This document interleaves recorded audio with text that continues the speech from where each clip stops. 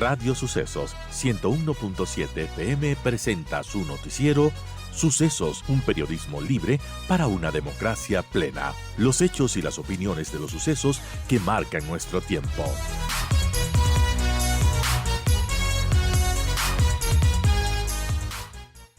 Y bueno, vamos a conversar acerca del futuro de la RC, porque parece que a Luisa González se le agota el tiempo al frente de la dirección de la Revolución Ciudadana.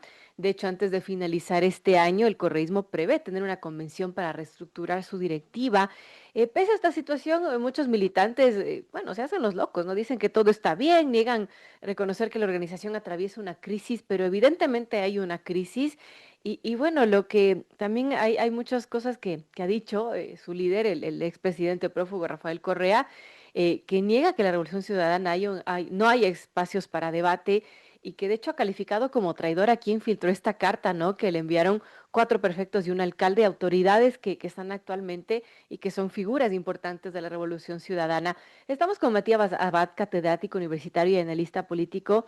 Y bueno, aquí hacía una reflexión, Matías, y por eso lo hemos invitado para ampliar esta reflexión, porque dice en su cuenta de X, la carta se filtró intencionalmente. Dice, no busca diálogo real, sino marcar un deslinde ético con Correa sin romper formalmente. Es un acto político calculado, critica la conducción, reivindica los ideales y prepara el terreno para una salida legítima. Al ser firmada por prefectos con peso territorial y con obvias intenciones de reelección, busca provocar una reacción violenta en Correa que justifique su ruptura. Es en esencia una carta de emancipación cubierta. Y bueno, ¿por qué lo vemos como una emancipación cubierta? ¿Qué está pasando a su criterio, Matías, con la RC? Claro, muchos dicen están en crisis, parece que no están contentos con los liderazgos que tienen, pero al llegar ya a mandar esta carta, bueno, ¿qué podríamos pensar? Porque incluso se dijo, bueno, si tan descontentos están, váyanse y ármense un nuevo partido, un nuevo movimiento, ¿no? ¿Qué podemos pensar de lo que sucede con la RC? Bienvenido, Matías, gracias por acompañarnos. Buenos días, Verónica. Muchas gracias por la invitación. Un cordial saludo a todos quienes nos siguen a través de Radio Sucesos y las redes sociales. Creo que todos conocemos cómo actúa generalmente y cómo reacciona generalmente el expresidente Correa, y más aún quienes están o han sido desde el inicio muy cercanos a él y conocen sin duda podrían ser sus posibles reacciones ante eventuales incentivos, por así decirlo, ¿no? Entonces, de ahí va un poco mi teoría, ¿no? Hay otras teorías que dicen, bueno, más bien era una forma endulcorada de tratar de llegar a sensibilizar a Rafael Correa para que efectivamente de alguna manera reaccione, abra los debates internos y de esa forma poder ir reestructurando el ideario y sobre todo las directivas y sobre todo la presidencia. Pero yo no creo que va tanto por ahí porque era bastante obvio, como efectivamente así pasó unos pocos días después, que más bien la respuesta iba a ser hostil, la respuesta iba a ser cerrada y de alguna manera iba a generar el principio de una animadversión del líder con el resto de sus seguidores, especialmente con aquellos que curiosamente son los que están en las posiciones más representativas a nivel nacional en prefecturas y alcaldía de Quito y que además sin duda tienen aspiraciones, bien sea de reelegirse para su cargo o aspirar a otro cargo de elección popular en las próximas seccionales. Entonces, de ese contexto, para mí, como bien acaba usted de señalar, fue una jugada calculada, una jugada que responde a una filtración intencional que buscaba generar, evidenciar una reacción del expresidente Correa que justificara eventualmente un intento de deslinde, por un lado, ético y también una futura emancipación del movimiento que ya tenga una justificación y un punto de partida, ¿no? Creo Claro. que se construye como un libreto de liberación encubierto y con figuras que, como decíamos hace un momento, tienen legítimas ambiciones de reelección y que ven que el correísmo y la figura de Rafael Correa o el paraguas de Rafael Correa les sienta o les pone un piso importante, pero a la vez les está empezando a generar un techo cada vez más bajo.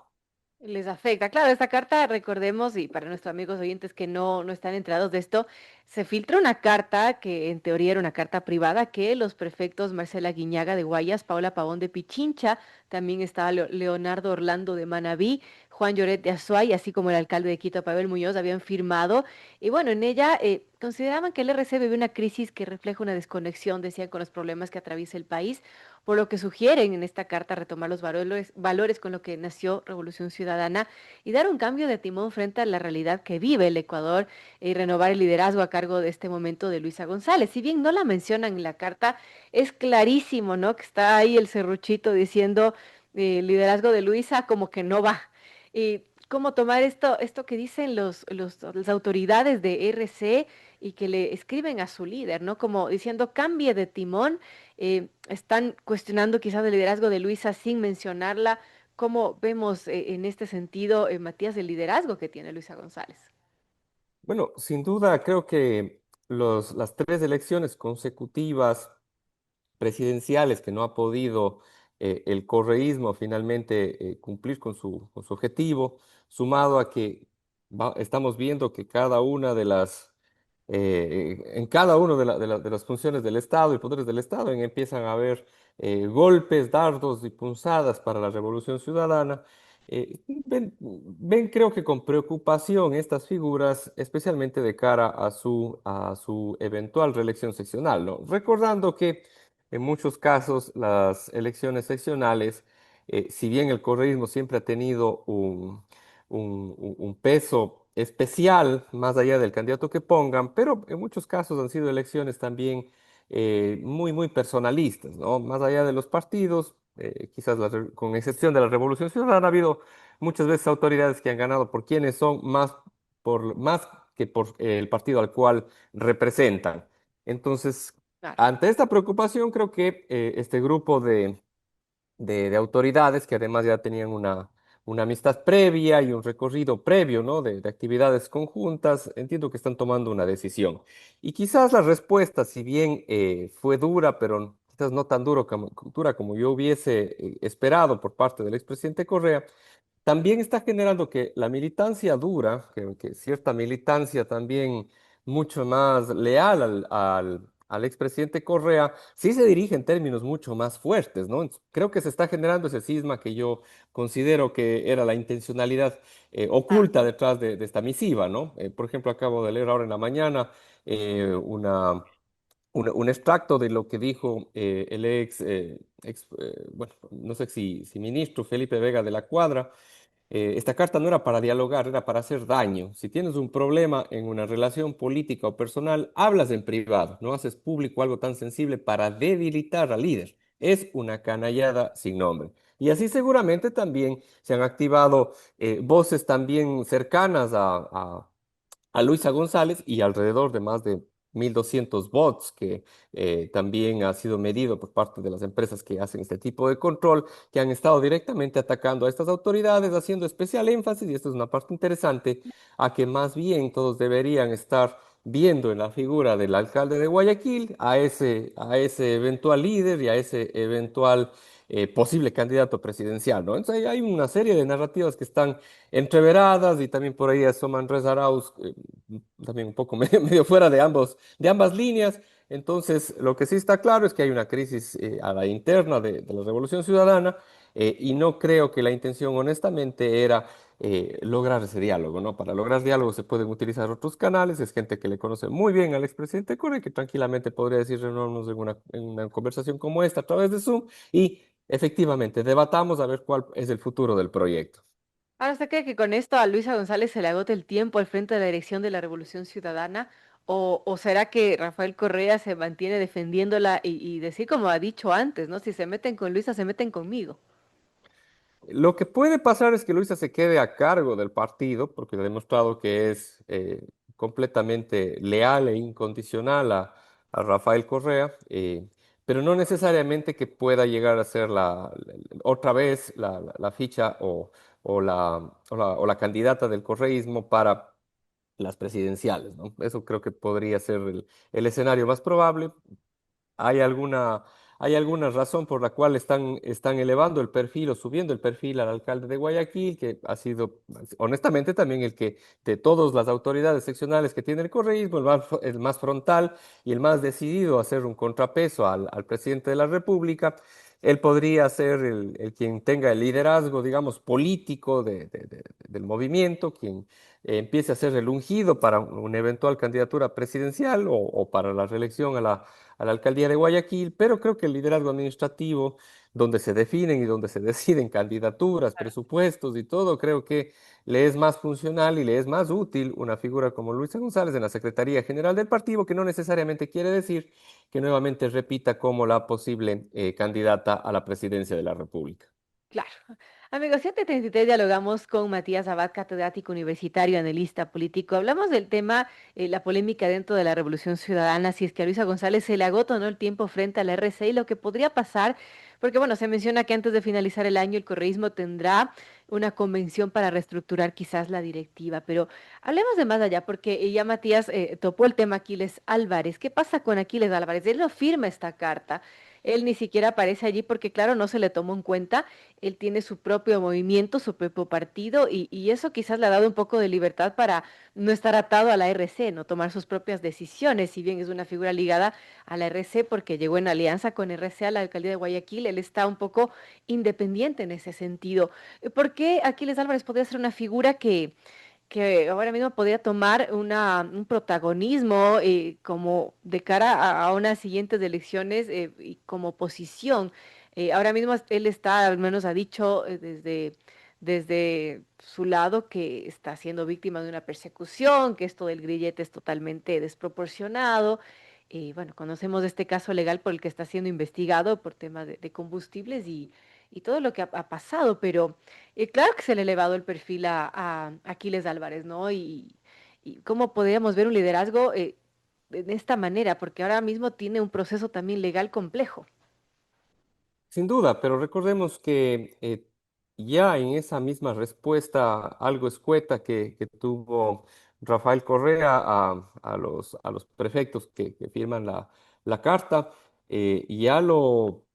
ya lo ponen en un contexto de, bueno, de parámetro de lealtad y como línea divisoria, por así decirlo, entre los fieles y los críticos, ¿no? Y de hecho, Ujú. parte de la incomodidad que denota Rafael Correa en esa respuesta es que no tuvieron o no han tenido estas figuras, a pesar de estar en cargos bastante representativos, la decisión política, la voluntad política de apoyar con más vehemencia al alcalde de Guayaquil, que sin duda ha estado afrontando algunos problemas legales y sobre todo también políticos por parte de quienes no consideran que está haciendo un buen trabajo o de quienes que le ven peligroso o con aspiraciones que podrían incomodar a futuro, ¿no? Entonces yo creo que él por lo que está de alguna manera colocándose dentro de la opinión pública a través de redes, de las vocerías oficiales del partido y a través de las vocerías del propio expresidente Correa, es que Aquiles es el termómetro de alguna manera de la fidelidad interna en el correísmo, ¿no?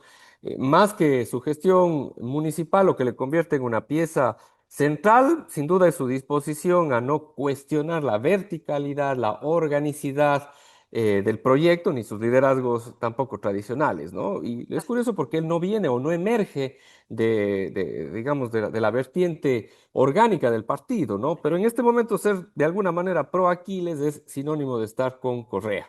Ignorarlo, como hicieron, como decía el mismo presidente, Ujú. estos firmantes de la carta, se percibe como de alguna manera una suerte de herejía política, ¿no? Entonces pasa a ser de alguna manera él el termómetro de decir, bueno, si es que quieren demostrar una lealtad hacia mí, hacia el proyecto, hacia la Revolución Ciudadana, pues es momento de manifestarlo con acciones, apoyando al alcalde de Guayaquil y sin duda con esa forma como se ha elevado el perfil, se entendería que la expectativa será algo interesante, ¿no? Bien sea el liderazgo del partido, la reelección a la alcaldía, eh, esa también con la misma Revolución Ciudadana o quizás hasta una eventual elección presidencial. Importante, 7:37 conversamos con Matías Abad, catedrático universitario, analista político. Hablamos de la polémica dentro de la RC, de cómo empezó también esta crisis que está viviendo RC, aunque muchos de sus militantes lo niegan. De todas maneras, vemos en la asamblea, ¿no? Cómo empezó este desgrane, cómo empezó también con estos escándalos y que también quizás les tocaba final fue este escándalo de este asambleísta Díaz Asque por un tema, bueno, que está investigado por violación, que no es algo menor, y que quizás la Revolución Ciudadana fue muy tibia con él, con lo que está ocurriendo. ¿Cómo vemos bueno, esta situación de la RC de cara en la Asamblea, en el Legislativo, Matías? Y también como oposición, porque parece que está prácticamente anulada. ¿Cómo lo ve usted y desde dónde empieza ese desgrane, esa crisis que se está viviendo, al menos que es muy evidente en el legislativo? Bueno, en realidad el escenario de este desgrane hubiera sido prácticamente igual si hubiera ganado el correísmo en las elecciones, ¿no? Incluso yo creo que hubiera sido hasta peor porque de alguna manera la base militante es mucho más leal al partido de Correa, ¿no? ¿Qué hubiera pasado si ganaba Luisa González? Pues yo creo que se hubieran abierto al menos tres frentes en ADN, ¿no? Porque Ujú. no es un grupo tan cohesionado ni homogéneo, más bien es una amalgama ahí de reciclados de varios partidos con nueva gente que más viene del sector empresarial y creo que es algo que penosamente ya eh, sobrepasa únicamente a la Revolución Ciudadana, sino ya es un problema del sistema de partidos del Ecuador, ¿no? Creo que hay un elemento medular que es el que de alguna manera provoca que el sistema de partidos esté funcionando de esta manera, que es la falta de una normativa dentro del Código de la Democracia que obligue a que un candidato tenga que por lo menos haber estado algunos años militando formalmente, oficialmente, dentro de un partido, ¿no? Aquí lo que Claro. ocurre es básicamente que alguien amanece con las ganas y con el dinero para ser candidato a lo que quiera y luego busca el vehículo. Luego dice, bueno, tal vez voy a negociar con alguien de algún partido para ver si me incluyen dentro de las listas. Otros dicen, bueno, voy a alquilar, digamos, literalmente voy a alquilar mi espacio dentro de la papeleta. Y otros simplemente con más posibilidades económicas compran un partido. Entonces, llegar de esa forma, incluso el propio partido de gobierno, ¿no? Al llegar de esa manera, se encuentra con un montón de gente que realmente no ha sido parte del proyecto desde sus inicios, sino únicamente Claro. se ha acoplado a la coyuntura, denota lealtades en ese momento mientras le conviene y al primer espacio que ve que existe debilidad en la organización, pues busca otra, ¿no? Entonces, sí, ha habido un desgrane, ha habido problemas, pero creo que eso lo estamos viendo o lo veremos de aquí muchos años mientras no exista un real cambio y una real actualización y una real transformación del Código de la Democracia en temas, claro, importantes también, como quizás obligar a una formación interna real, a una democracia interna que efectivamente sí exista, pero sobre todo a exigir una pertenencia a la organización política previo a participar en cualquier contienda electoral, porque eso nos va a permitir evitar ese transfugismo y ese acomodo de última hora o simplemente aquellos que un día se levantan, como decía hace un momento, con el dinero y con las ganas de ser autoridad, de ser presidente, de ser alcalde, y luego van a ver qué necesitan para poder llegar a cumplir ese cometido. Sí, lamentablemente los casos de transfugismo político se han dado desde que recuerdo, desde que tengo memoria, pero claro, ahora RC ya enfrenta 6 separaciones en la Asamblea desde que llegó y bueno, ya sus líderes han dicho que probablemente se sumarán más y que bueno que se vayan si es que no están comprometidos. En fin, temas importantes de la política, hoy hemos hablado de la RC, pero vamos a seguir hablando sobre política. A continuación vamos a irnos a una brevísima pausa y estaremos conversando con Cecilia Velázquez, quien fue subcoordinadora de Pachacutic. Igualmente para hablar del futuro de Pachacutic, de la CONAIE y con su nuevo liderazgo junto a Marlon Vargas. Gracias, Matías Sabad, catedrático universitario y analista político. Gracias por acompañarnos en esta mañana. Muchísimas gracias por la invitación. Un cordial saludo.